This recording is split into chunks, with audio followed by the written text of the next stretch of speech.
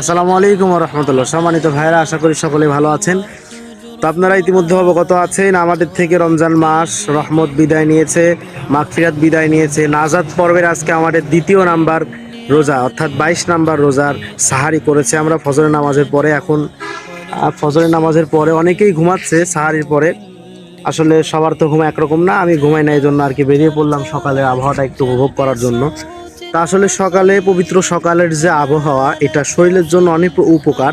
সারাদিনে আপনি যেখানেই থাকেন না কেন, ফজরের নামাজের পরে এই টাইমটা যারা ঘুমান বা যে কোনো কাজে ব্যস্ত থাকেন, তাই ফজরের নামাজে একটু বেরিয়ে দেখবেন যে আবহাওয়াটা কতটা সুন্দর। এটা আপনার শরীরের জন্য উপকার, মন ভালো রাখবে।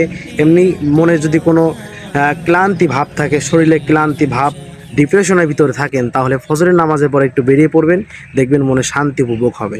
তো আজ এই পর্যন্তই, সকলে ভালো থাকবেন। আসসালামু আলাইকুম রহমতুল্লাহ।